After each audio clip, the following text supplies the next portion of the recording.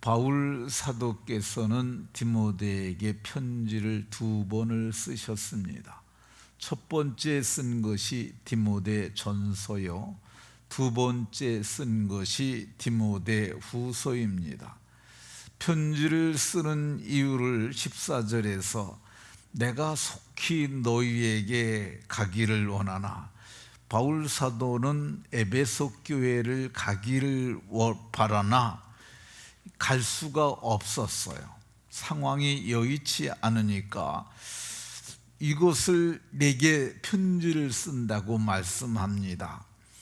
왜 편지를 쓰냐 하면은, 내가 지체하면 내가 하나님의 집에서 어떻게 행해야 할지를 잘 알지 못해서 잘못 행할 수 있기 때문에 어떻게 행하여야 할지를 알게 하기 위하여 편지를 썼습니다.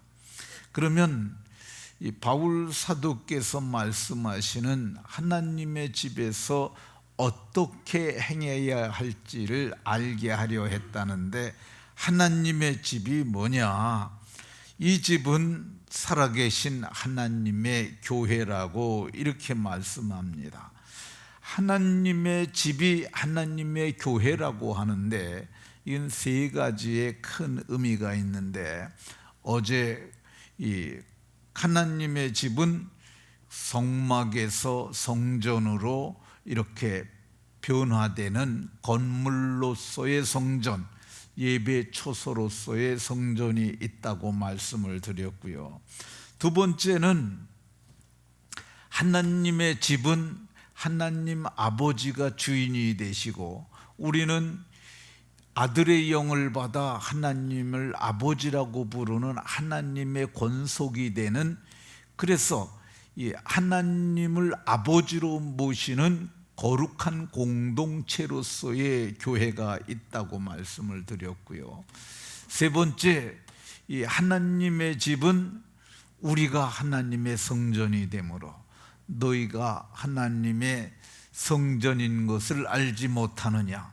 그 이유가 뭐냐면, 우리에게 성령이 우리 몸을 전으로 삼고 와 계시기 때문이라고 말씀드렸습니다. 오늘은 하나님의 집이 뭐냐? 이 집은 살아계신 하나님의 교회요, 진리의 기둥과 터니라. 그래서 이 하나님의 집이 진리의 기둥과 터라고 그랬는데, 이것에 대해서 살펴보도록 하겠습니다. 오늘 봉독한 본문 15절 하반절에 보면 기둥이 나오고 터가 나옵니다. 이거는 건축에서 쓰는 용어입니다. 우리가 집을 지을 때 터를 잘 잡는 것이 중요합니다. 그러니까 집을 지을 때 좋은 터는 어떤 것이냐면은, 이게 앞이 좀 열려 있고요, 그리고 뒤는 좀 바람을 막아줄 수 있도록 산 같은 것이 있으면 더 좋습니다. 이거를 그 풍수에서는 배산임수라 하는데, 저는 이게 뭐 풍수가 아니더라도 누가 봐도 앞이 좀 환히 보여야 좋지 않습니까? 그리고 뒤에는 바람을 막아주는 산이 있으면 더 좋고요. 그리고 그 전망이 좋으면 좋고, 거기다 물까지 있으면, 앞에 연못이 조그만 게 있다든가 그러면 덧없이 좋을 수 있다고 생각이 듭니다. 근데 마찬가지로 성경은 하나님의 집에 터가 있다고 그럽니다. 좋은 터가 뭐냐면은, 이 닦아둔 것 외에 능히 다른 터를 닦아둘 자가 없으니, 고린도전서 3장 11절에 이 터는 곧 예수 그리스도라. 터가 예수 그리스도입니다. 그러니까 집에 터가 좋아야 되는 것처럼, 우리도 모두가 집을 짓는 거룩한 믿음 위에 자기를 건축하는 사람들인데, 우리가 터를 잘 잡아야 되는데 그 터가 예수 그리스도임을 말씀합니다. 그러면은 터 위에다가 이제 기초를 해야 되지 않습니까? 기초가 튼튼해야 건물이 튼튼합니다. 우리 교회는 건물을 이 기초를 엄청 튼튼하게 했어요.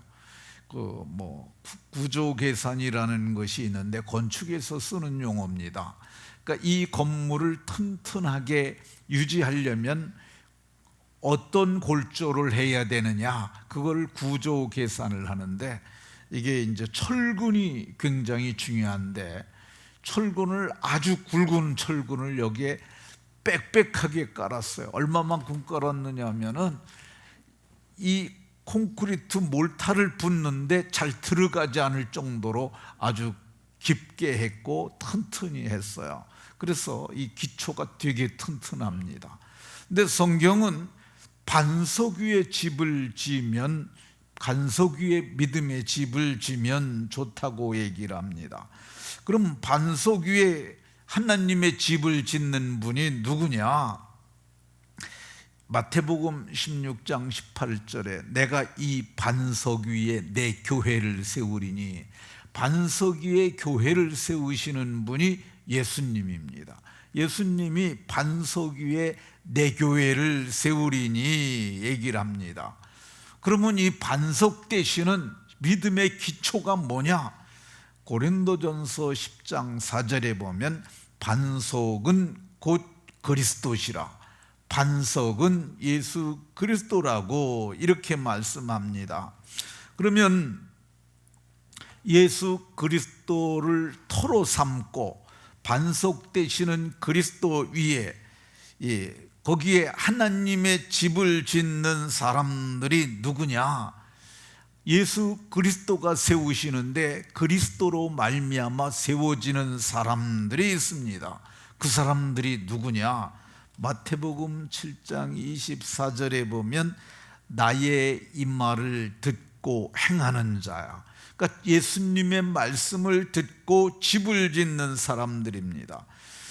예수님의 말씀을 듣고 집을 짓는 사람들은 비가 내리고 창수, 물이 범람하고 바람이 불어도 그 집에 부딪혀도 무너지지 아니한다고 말씀합니다. 그 이유가 뭐냐?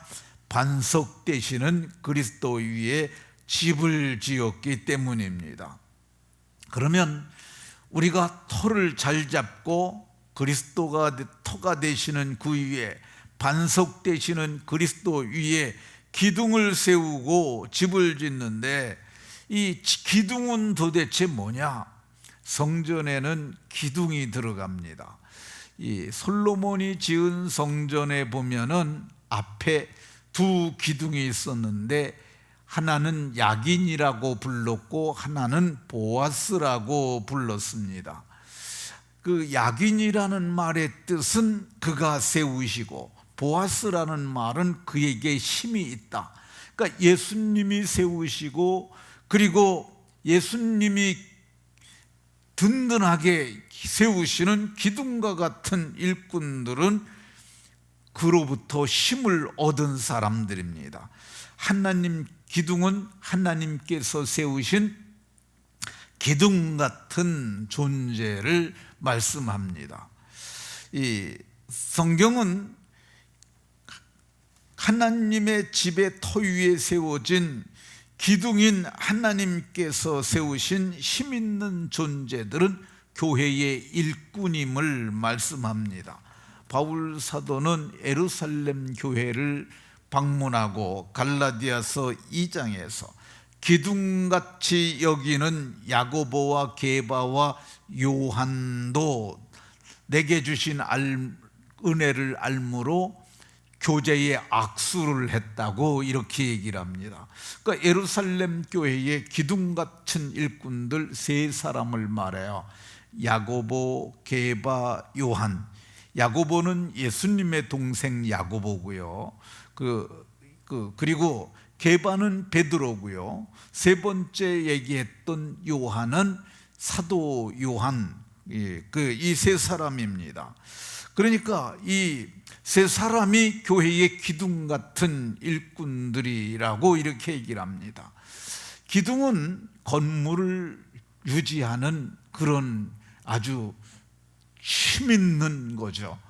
우리 교회의 건물 중에서 가장 힘을 받는 기둥은 이 가운데 있는 기둥입니다. 저 기둥이 힘을 가장 많이 받는 거야.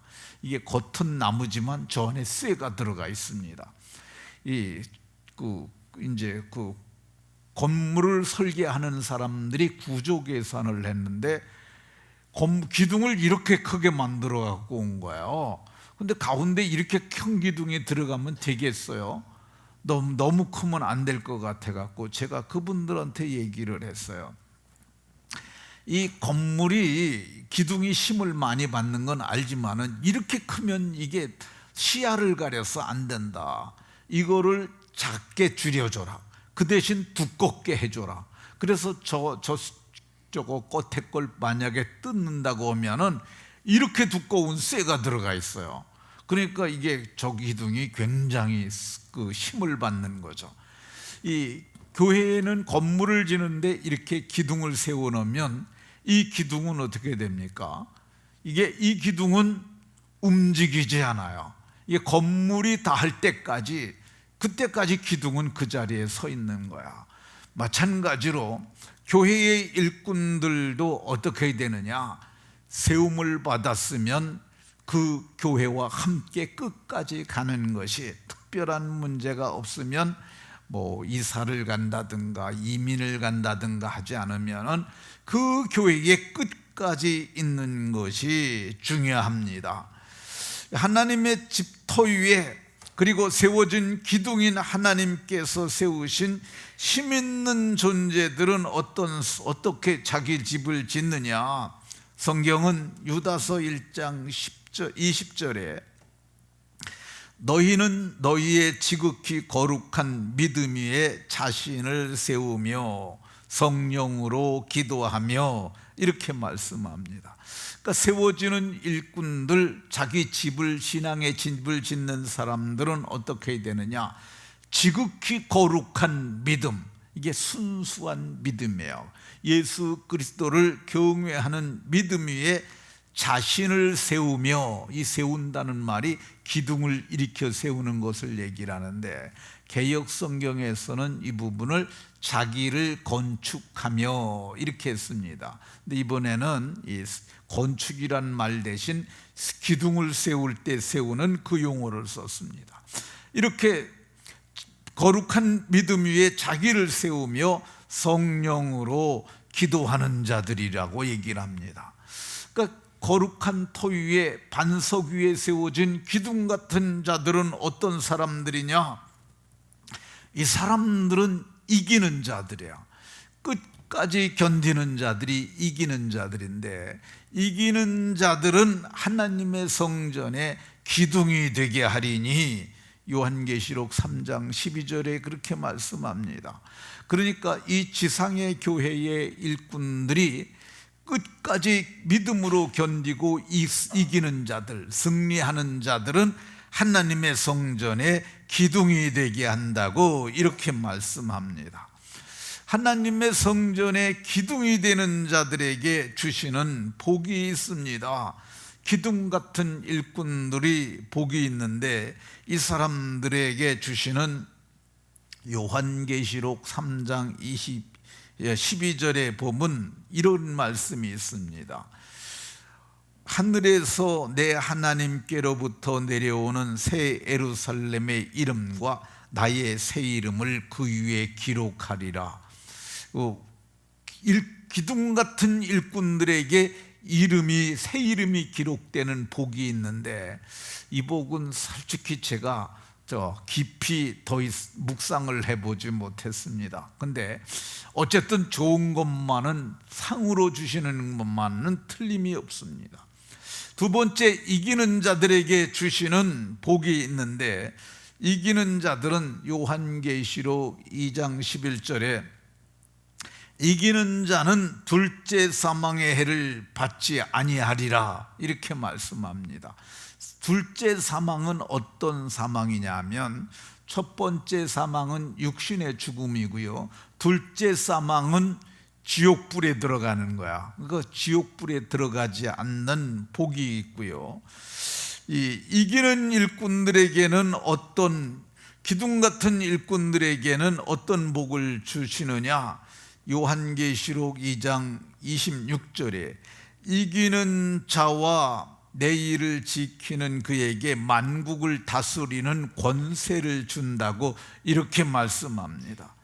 네 번째, 이기는 일꾼들에게 어떤 복을 주시느냐? 계시록 3장 5절에 이기는 자는 이와 같이 흰옷을 입을 것이며 생명책에 이름이 기록되고 결코 지워지지 않을 것이며 그리스도께서 천사들 앞에서 하나님 아버지 앞에서 그 이름을 시인할 거라고 이렇게 말씀합니다.